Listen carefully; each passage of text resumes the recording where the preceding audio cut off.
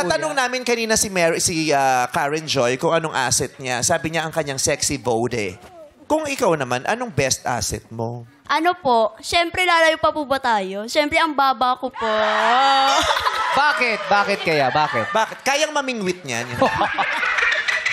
Nakako ng barakuda, gumanon lang, oh.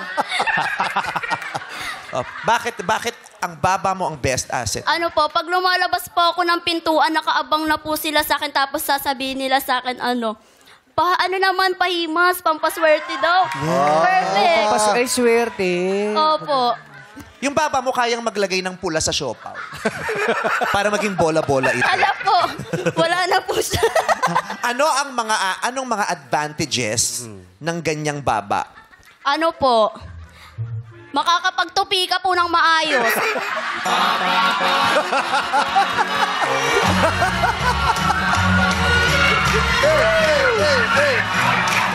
Tama, ang hirap pinagpagpatubila. Ano kung mahaba yung kumot? Diba kung pang king size bed? Kailangan may napag-iipitan. Kasi napipitawan yan eh, pag ano. Meron po akong kasama. Ayun po yung pinsan ko. Saan? Saan? Saan? Nakikita po kami. Ayun po yung nasa gitna. Ayun. Bukod sa nakakatulong yun sa pagtutupi ng kumot, ano pa? Ano pang mga bentahe niyan? Ano po, pag may... Bumibili po kami ng street foods. Pag may fishbowl.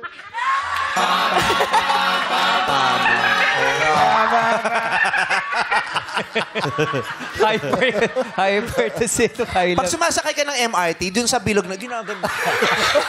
Hawak ang bilog dito, ginagano. Mataas yun! Mataas yun! Hindi na po. At saka ito, pag sinali mo to sa marathon, di ba? Oo. Madali ito makakasungkit ng finish line. Photo finish. Oo. Di ba? Yes po. Hindi mo pinapayagan o hindi ka naapektuhan pag ginagawang loko yung baba mo. Wala na po, sanay na po ako. Tsaka po, normal na to sa akin. Dito po ako maganda. Go. Laban. Yeah. Ang ganda mo.